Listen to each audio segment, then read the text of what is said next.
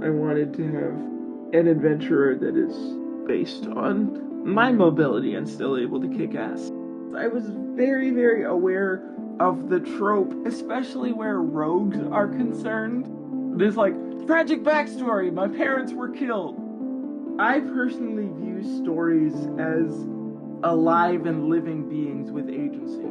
So I definitely view the characters that I create as alive in and of their own right. And I'm just sort of working with them.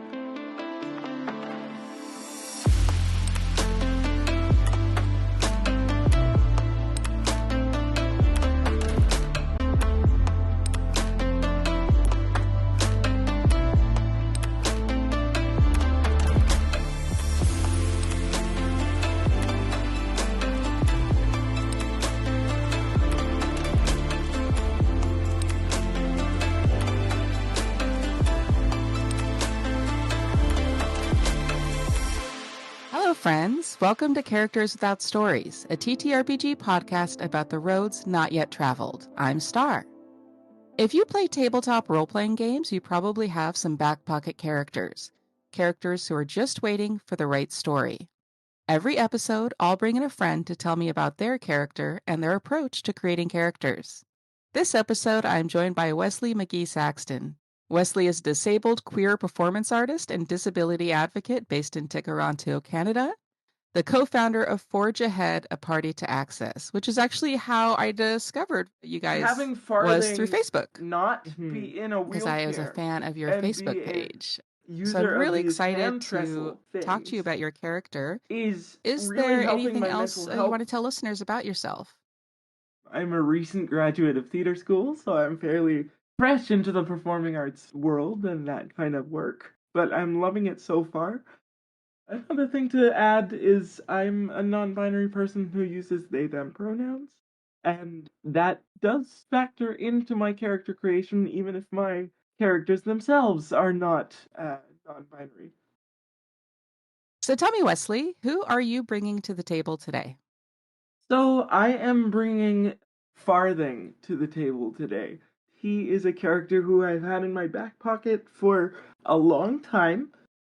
You built Farthing for D&D 5e, correct? Yes, I built Farthing sort of with some homebrew shenanigans for D&D 5e, yeah. Why are they called Farthing? That's a really interesting story, and that's going to require me to delve into something a little, so just bear with me. Yeah, no problem. The initial idea for the character that is Farthing himself actually emerged way back in 2020 when I was doing a bunch of research for a performance project that I was doing. I was really interested in doing a sort of almost a performance case study on perceptions of disability right from the Roman Empire and surrounding cultures up until modernity, and I sort of was required to condense that into a 12-minute performance piece. And part of the research I did in terms of figuring that out was I read a wonderful textbook on disability in the Middle Ages and how perceptions were, and that also encompassed, like for those of us that use mobility devices, I'm an electric wheelchair user. Wheelchairs weren't quite a thing by the Middle Ages. They were first invented in the town of Bath in England, like late 1500s, beginning of 1600s, but before that, folks who could not stand up on crutches had to use hand blocks or what's called hand trestles. So if you could imagine carved blocks of wood that they would pull themselves along the ground using. So that piqued my interest big time. And then as part of that research, I encountered a ballad that was written in 1602 called The Cripple of Cornwall. And it was all about this swashbuckling highwayman that was a double below the knee amputee that during the day would pretend to be a beggar crawling around on the floor and would scope out thievery targets and would come back at night and steal them, or steal their money rather. And he did this for, I think the ballad said something like 7 years before he got caught. It goes into detail on what a skilled fighter he was, even on crutches, and how he mocked people for being unable to fight him and stuff like that. The second I read this ballad, I said, I need to make a character with this. So the inspiration for Farthing happened there. He kind of stayed in my back pocket for a long time. I eventually settled on the name Farthing just because of the name of the older British currency. And that just seemed like it fit for me. That's kind of where the genesis for Farthing started, was this wonderful historical excursion that I went on. I encountered this ballad and I said, okay, I need to do my own version of this. It's such an amazing story, this ballad. I love that you found this in your research, and I can see why it was inspiring because it sounds like an amazing story. It was really something, and I'm so glad that I was able to use it in the performance project. It was super fun. This year, I have been really dealing with a lot of new realizations given that I'm finished my university degree and I'm trying to set up a support network and eventually move out on my own out of my parents' home, and recognizing a lot of anxiety that comes from instances where I am not in my wheelchair and my mobility is more reduced. So having Farthing not be in a wheelchair and be a user of these hand trestle things is really helping my mental health, because I'm able to sort of place my own fears about not being as mobile in my wheelchair, or not in my wheelchair rather, and sort of investigate those feelings through this character who is used to moving around without being tied to a wheelchair in the same way that a lot of my other characters that I've created are. It was very, very important for me that Farthing still remained disabled, but I did not want Farthing to use a wheelchair. So my compromise for that was to have them use these hand trestles, which were crafted by our DM to sort of work almost like two immovable rods. So that also leads up to some wonderful, like, magical shenanigans of sort of being able to hold yourself in place in the air if you have to. This started with a bit of research, and you brought your personal experience into it, and it sounded like you were kind of trying to work through some things personally that you wanted to kind of explore that. Would that be correct? Yeah, I mean, D&D has always been a vehicle for that for me.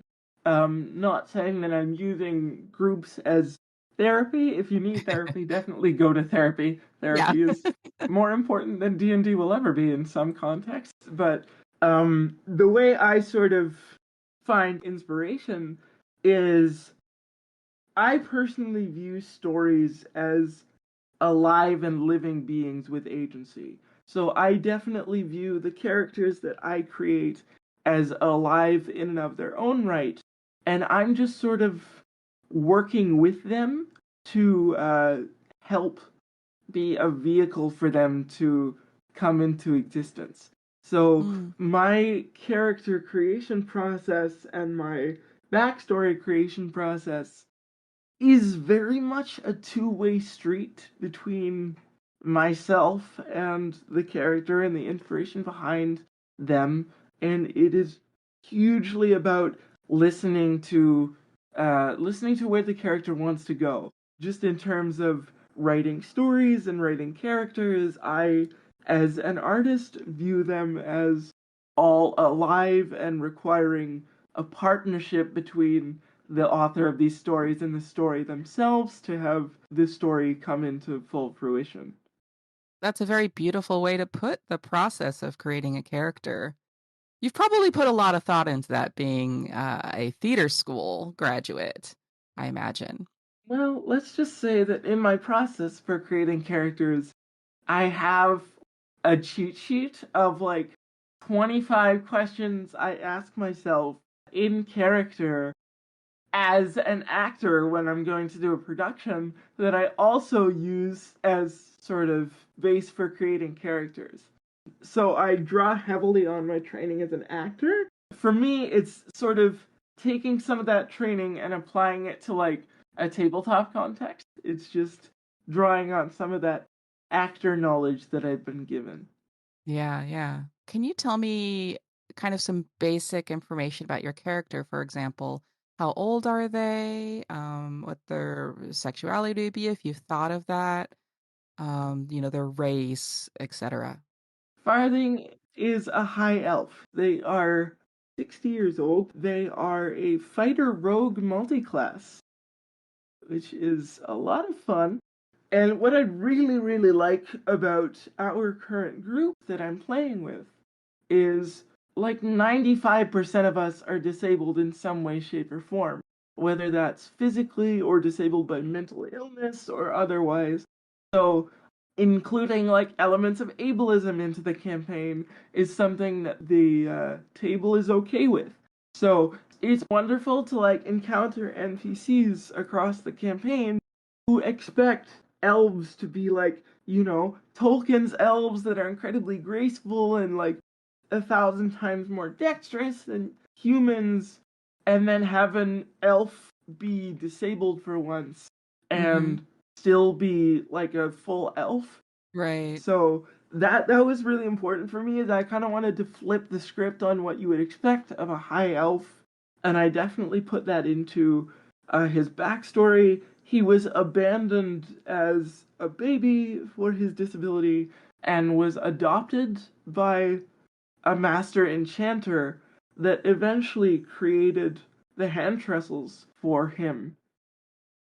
I think it's really interesting you talking about your game and talking about who you're playing with.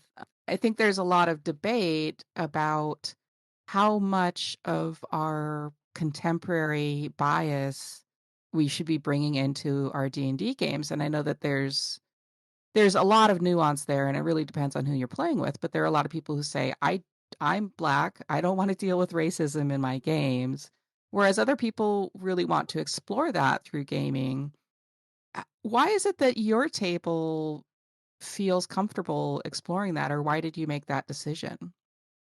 The reason why we came to the conclusion that we'd be comfortable exploring, that Farthing might get some very odd looks or very odd comments or very unfortunate circumstances because they're a disabled elf. We came to that conclusion because we had talked about it as a table beforehand and kind of went through a checklist. Are we all okay with this happening? What are we not okay with? Where are the lines that we draw? How much of this do we want to include? And it was big conversations around the table, and we just all acknowledged that this is something we're comfortable with. And as you said, a person of color might not want to deal with racism in D&D, and that's absolutely 100% fine. Are other characters also disabled characters? One of the player characters is a dragonborn that primarily communicates through common sign language. Mm-hmm. If you're playing a disabled character, do you want your character to encounter mobility challenges and have to overcome them? Or do you want your world to feel accessible in a way that our contemporary world isn't? I'm going to say yes to both of those questions. Yes to both. Because in this case, in Farthing being an idea of eventually having an opportunity to play a character that does not use a wheelchair, lots of the disabled characters that I have played use an electric wheelchair or some form of equivalent because, I wanted to have an adventurer that is based on my mobility and still able to kick ass. But in some instances, yeah, I want Farthing to have some trouble getting around places, or get very fatigued if they have to do something incredibly strenuous. Um, but also acknowledging that Farthing has been using hand chisels for his entire life. So he would probably be much more skilled and, frankly, much more buff, even though his strength score is low, than I would be outside of my wheelchair, given that I am, in my wheelchair most of the time. But even though Farthing essentially has two immovable rods to move around with, I still want Farthing to have mobility problems. So Farthing is a multi-class character, correct? Yeah, he's my first multi-class. It's fun. And you're starting out Farthing, and what level then in order to make the multi-class work? We're gonna start out at level 3. So we're starting out with 2 levels in fighter and 1 level in rogue, and that will eventually become an arcane archer fighter. Uh-huh. And this wonderful homebrew rogue class that I found called the Fencer archetype for a rogue specialization. Because within Farthing's hand trestles, he has 2 daggers hidden that he can draw and use. So I wanted to make Farthing have both long range and close range options, Mm-hmm. while capitalizing on the fact that his adoptive father was an enchanter. So I wanted to not make him a ranger or a magical class per se, but the arcane archer is the perfect blend of, like, a little bit of sprinkling of magic in there somewhere. I think it's poignant that Farthing is incorporating that arcane ability into his fighting style. I think that I could almost see that being a nod to or an honoring of his father. Is that the way you see it? Yeah, exactly, right? Because Farthing unfortunately lost his father when he was about the age equivalent of 13. Because within the game world that my partner is creating for us to play in, the sun has gone out. Hmm. The sun has stopped shining, something has happened, and the entire society has shifted around that problem and sort of re-enveloped itself. People that have worshipped or still worship the sun are being persecuted because, like, what's the point of worshiping the sun if the sun has abandoned us? Farthing's father was discovered to be a continued sun worshipper and was executed for that. And then Farthing, being his son, was branded a traitor and banished from the island, or banished from the main city, rather, and had to live as an orphan for a while, which is where they got so good at playing the disability card to get their needs met. That's why their persuasion and deception is so high. That's why they steal from those that are very clearly well off and can afford it. Because Right. that's what they had to do to survive. And that's what a lot of people with disabilities historically had to do, was they had to turn to begging and thievery to survive. So even in D&D, the common language of thieves can't, that a lot of rogues know by default if you choose that. That is based off of a language used by French beggars and thieves that was used to get around law enforcement in the Middle Ages. So I also wanted to incorporate the necessity for survival that way in Farthing's character, and in their backstory, they eventually sort of became the de facto caretaker of this small group of other disabled orphans. And one day, when they were searching for food, they went onto a ship that was in the docks in the city they were in currently. And while they were stealing food from the ship set sail and they were stuck on the ship for a long time. And then that ship was eventually attacked by pirates, and the pirates almost killed Farthing, but Farthing realized that they were pirates that specifically were searching for artifacts made by his father. So Oh. rather than kill him, they decided to take him onto their crew because he offered to help them look for things made by his father.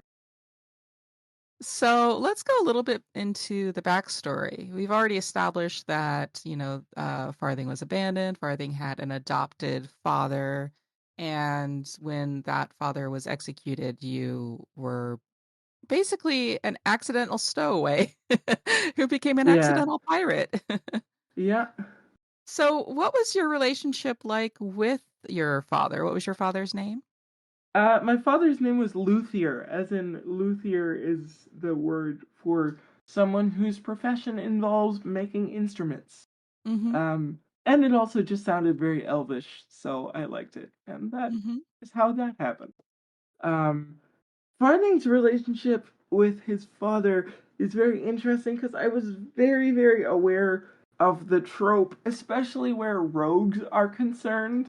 There's like tragic backstory. My parents were killed. But I'm aware that like Farthing's father did die eventually, but I wanted to specify that Farthing had an amazing relationship with his dad. Everything that his father makes, he emblazons with this like really stylized L. So it's Mm-hmm. very easy to spot when his dad has made things, and it's sort of a quest, but partially grieving for Farthing to try to accumulate as many artifacts that his dad has made as possible, just so he can like find little pieces of his dad. That's really sweet. What does Farthing look like? Farthing has sandy blonde hair, is your typical, like, very tall, sort of Tolkien-esque elf, very high cheekbones. Their hair is very long and very braided with all these like bits and baubles and trinkets that they picked up from their pirate career, sort of braided into their hair. And the most important piece of which is a golden crow braided into their hair because that marks them as a crew member of the ship, the Golden Crow. They have blue eyes. They are typically wearing dark green adventurers garb that they've purposely left a little roughed and scratched up a bit so they can really sell the I'm just a poor beggar look. Mm-hmm. They have the bow usually slung over their back, but it's hidden by a cloak. And then they have these hand trestles, all practically always in their hands, honestly. And the really interesting thing about the gear on their legs is they have special like reinforced knee padding so that he can drag himself along without scuffing up his knees and stuff like that. Does Farthing have a particular voice? I initially wanted Farthing to have sort of a bit of a received pronunciation, a very sort of posh British accent. But coincidentally, just in my own career work, right now I've been working heavily on the Cockney English accent, like working class London accent. So Farthing's accent is sort of morphing into a little bit of a blend of the two. I've decided to kind of leave that because what it sort of brings out is like I think the sort of posh received pronunciation, like what you would expect a typical elf to sound like, as it were, was Farthing's initial accent as it began. But with their time with the orphans and the pirate crew, it sort of developed into a little bit of Cockney mix. So they can sort of shift between those two accents depending on what serves them as the need arises. In terms of acting as a beggar and a thief, it might be more convincing if they sound a little bit more Cockney, as opposed to if they're trying to play up the fact that they're like, hey, I'm gonna know how to do magical shit with my bow, and I'm the son of an enchanter. They might focus a little bit more on bringing out their default accent, as it were. And this character choice was, I will admit, facilitated by the fact that Wesley was getting the two of those accents mixed up. When I was trying to, figure out a voice for Farthing, but I sat back and I thought to myself, okay, yes, there's a technical reason because I haven't worked on posh received pronunciation in a while, and I've been working on Cockney more recently. But there can also be a narrative reason for this. Let's run with this. Mm-hmm. We talked a little bit about the build, but is there anything within that character build that is of particular interest? I am so very excited to potentially eventually have Farthing hanging off of something and trying to shoot their bow. Like, I'm very, very, very excited to navigate their different mobility in combat with the roguish features and the features of a fighter and action surges and all that. Like, I am very excited both mechanically for this character and how it will look narratively as well. Mm-hmm. You mentioned these mobility aids. Let's talk a little bit about that actual item because that's a homebrew item, correct? Yes. It is homebrew. It essentially functions as two immovable rods. But there's also another feature of the item. Farthing can use a bonus action to sort of clap them together and push a button on each of them, and they will kind of expand into like a little shooting platform that lets Farthing shoot from a floor position with more accuracy, and that gives him advantage on his next arrow shot. Oh, that's cool. I like that mechanic.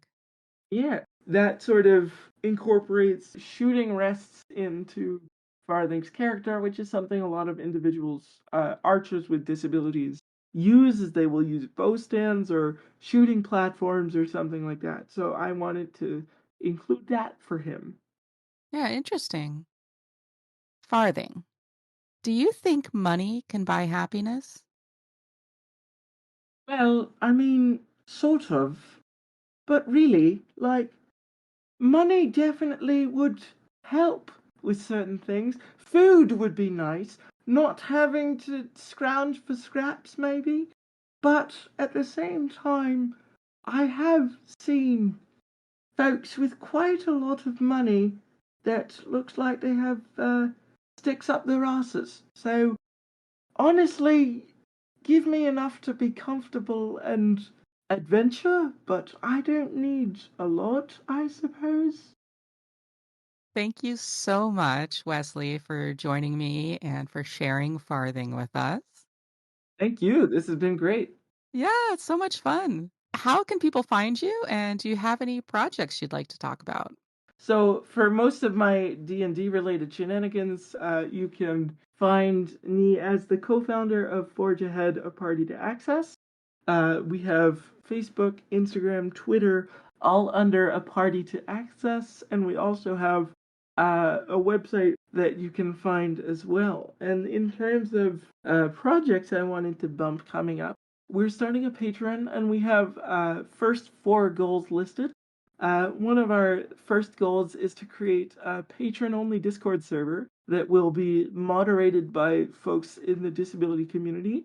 And we really want to have that as a space for folks to be able to come and share their characters with disabilities, share ideas that they have for DMs that follow our pages. If something disability related comes up in game and you're not quite sure how to handle it, that could be a space to ask the community, get some responses, get help working through that. That's our first goal. And then our second goal is to release what we're calling access cards of, I believe it's our first bundle of 5 characters that we've released on Forge Ahead. And the access cards that we're creating are based off of an invention by Matt Colville, which is a way for folks to bring NPC characters into their game or player characters into their game without having to, do a lot of character rolling and stuff or pick a lot of spells, because a lot of the stuff we're creating at the Forge is to help combat DM burnout, especially because for folks with disabilities, like my co-founder has ADHD,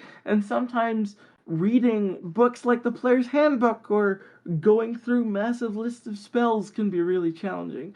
The third goal that we have is this wonderful, wonderful idea that is mainly designed by my co-founder, who has a big sports background. We are planning on creating an accessible sports board game called Access Ball. We are sort of creating a hybrid between the Cortex system and D&D 5e for that game. It could be an in-game sport, like an in-campaign sport, if you wanted it to include like a tournament arc or something, or it can also just be its standalone game. And then the last big goal I wanted to mention is we have ideas for a project that we are calling the Disability Scene. We want to invite folks with disabilities to come onto that project and play like a 20-minute, 30-minute, like one-on-one or one-on-two D&D 5e or Cortex adventure. Where certain elements of being a disabled character are highlighted, and like if you were to come up against this puzzle or this combat scenario, how would you handle it as a disabled character? We wanted to sort of give folks snapshots of how some of the stuff we're discussing in theory would be put to practice. So that's our fourth big goal, and then if we can hit those 4 goals, we have much bigger projects in the works. Yeah, it sounds like you have a lot of interesting projects, and I really hope for you guys that you are able to get the patronage you need to make all of those happen. I think it would enrich the tabletop community. Thank you so much. That's so kind of you. You can find me on TikTok at StarMamaC. You can also listen on YouTube. Just search for Characters Without Stories. Please like, subscribe, rate, review, and share with your friends. Every little bit helps. I'm currently accepting submissions, so if you'd like to share your character, email me at characterswithoutstories@gmail.com. Thanks for listening, and may all your characters find their stories.